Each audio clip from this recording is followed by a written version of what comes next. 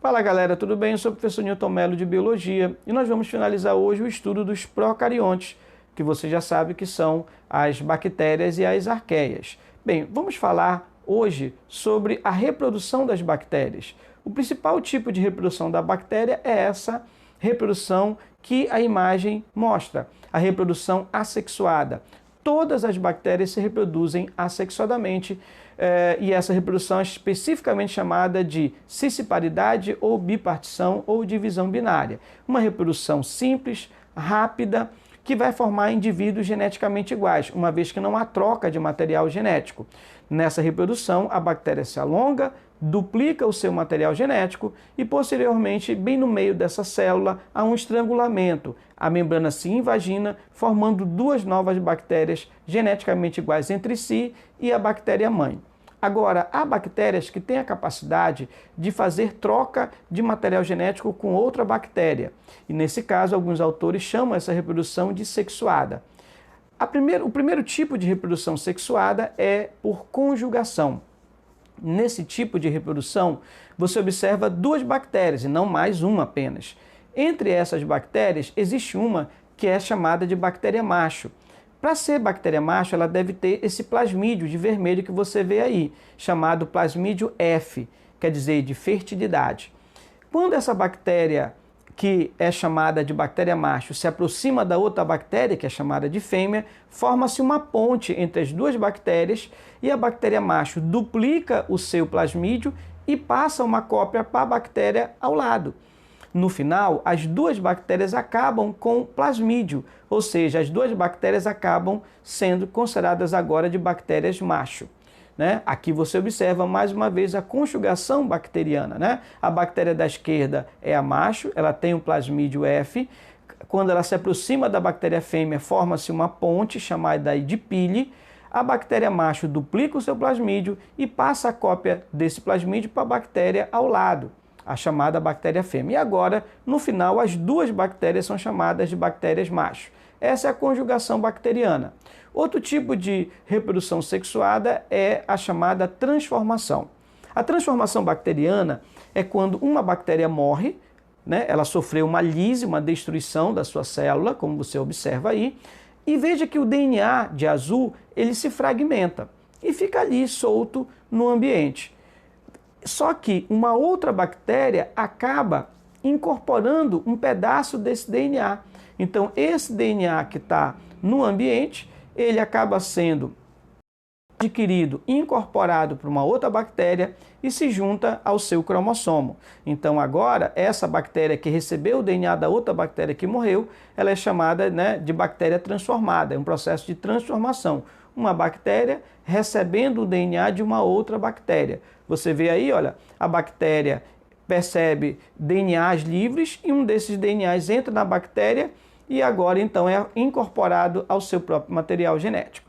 Aqui você vê o último tipo de reprodução sexuada da bactéria chamada de transdução bacteriana. A transdução é quando uma bactéria recebe também um pedaço de DNA de outra bactéria, semelhante à transformação que vimos agora, só que esse pedaço de DNA é incorporado a outra bactéria por intermédio de um vírus, de um bacteriófago. Veja, aí você observa uma bactéria sendo infectada por um bacteriófago, um vírus. Veja que o DNA do vírus, o bacteriófago é um vírus de DNA, você lembra disso. Esse DNA do vírus está de laranja, ele é introduzido na bactéria e aí assume o controle da bactéria. Depois, então, essa bactéria morre liberando vários vírus. Mas veja que um desses vírus saiu defeituoso. Veja que o vírus que está em destaque aí, dos 4 vírus, tem um que está com DNA preto, em vez do DNA laranja. Esse DNA preto não é do vírus, é da bactéria. Ele saiu com defeito. Esse vírus, quando encontrar uma outra bactéria, ele vai para cima dessa bactéria para injetar o seu DNA. Ele acha que ele está com DNA viral. Na verdade, ele vai introduzir o DNA da bactéria anterior. E aí, esse DNA introduzido, em vez de fazer com que essa bactéria seja destruída pelo vírus, não é isso que acontece. Na verdade, o DNA bacteriano introduzido pelo vírus se incorpora ao DNA da bactéria e o vírus não conseguiu ser dentro dela. Aí você lembra que as cianobactérias são bactérias especiais. Por quê? Porque elas fazem aquela fotossíntese tradicional. Foram as primeiras bactérias a fazer aquela fotossíntese usando gás carbônico e água e liberando oxigênio para a atmosfera. Isso foi muito importante porque foram as primeiras bactérias a liberarem oxigênio para a atmosfera. Esse oxigênio posteriormente foi formando a camada de ozônio e foi permitindo que posteriormente surgissem bactérias aeróbicas. Bem, as cianobactérias, elas apresentam aí você vê o envoltório externo aparecelular, feito de uma mucilagem, e você vê pigmentos verdes, né? Eles apresentam clorofila. E essa clorofila permite a absorção da energia luminosa. As cianobactérias são seres interessantes, por quê? Porque são seres muito independentes. As cianobactérias são capazes de viver num local onde não existe nenhuma forma de vida.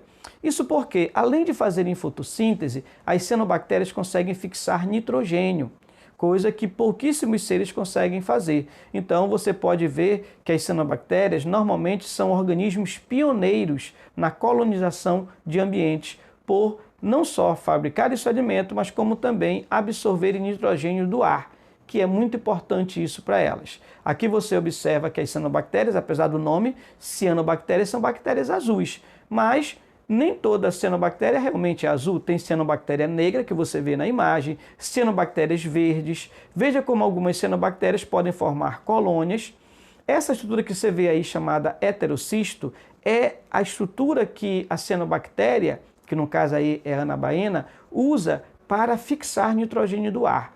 Com o heterocisto, essa cianobactéria consegue fixar nitrogênio do ar e aí produzir suas próprias proteínas. Essa estrutura que você vê aí, chamada acineto, é uma estrutura que a cianobactéria forma quando o ambiente não está propício ao seu desenvolvimento. Então, dentro desse acineto há vários esporos. Quando o ambiente melhorar, o acineto se rompe, liberando esporos que podem então formar novas cianobactérias. E, finalmente, falando das arqueias. Como você sabe, as arqueias também são organismos procariontes, muito parecidos com bactérias, foram até já chamadas de bactérias, né? As arqueobactérias antigas, chamadas assim, mas que hoje são organismos separados das bactérias. Por que elas foram separadas das bactérias? Por apresentarem características diferentes das bactérias, como a composição química da parede celular. A parede celular das arqueias, quando presente, não é feita de peptidoglicano, mas sim de outras substâncias. E o RNA ribossômico das arqueias é diferente do RNA ribossômico das bactérias. O RNA ribossômico das arqueias é mais parecido com o nosso RNA ribossômico dos eucariotos do que das bactérias. As arqueias normalmente vivem em ambientes extremos, onde se pensava não existir vida. Então, existem árqueas que, na verdade, vivem em altas temperaturas e ambientes ácidos, são as chamadas bactérias termófilas. Elas podem viver em locais como vulcões, geysers, fontes termais, né? Aquela água quente com alta temperatura e muitas das vezes ácidas, e elas conseguem sobreviver a essas situações. Há também aquelas bactérias que vivem com alto teor de salinidade, as halófitas. Vivem, por exemplo, no Mar Morto. O único organismo vivo no Mar Morto são as árqueas, né? Essas arqueias chamadas de halófitas. Quer dizer, elas têm afinidade pelo sal. E há também aquelas bactérias, aquelas arqueias que vivem nos pântanos, né? E lá nos pântanos elas produzem metano. Elas também podem estar no tubo digestório de animais como o boi, a ovelha, o cavalo, produzindo metano. Essas bactérias que produzem metano são chamadas de metanogênicas. Elas vão produzir metano a partir da fermentação. Então, observa que há 3 grupos de arqueias: as termoacidófilas, que vivem em altas temperaturas e ambientes ácidos, as halófilas, que vivem com alto teor de sal, e as metanogênicas, que produzem metano. Né? A diferença entre a arqueias e as bactérias, já falei, a composição química da sua parede celular, né? Já que não tem peptidoglicano quando tem parede celular, ou seja, a sua parede celular é feita de outros polissacarídeos. E a diferença mais marcante é a questão genética. Os genes e o RNA ribossômico das arqueias são bem diferentes das bactérias tradicionais, né? Além disso, as arqueias estão em ambientes extremos. As bactérias vivem em ambientes normais, no ar, na água, né? No solo, em ambientes ditos normais. As arqueias gostam de viver em situações extremas. Aí você vê um rio ácido na Espanha, onde aí vivem bactérias acidófilas. Aí você vê o Parque Nacional de Yellowstone, onde nós temos fontes termais, né? E essa água aí é altamente ácida e também tem uma temperatura elevada.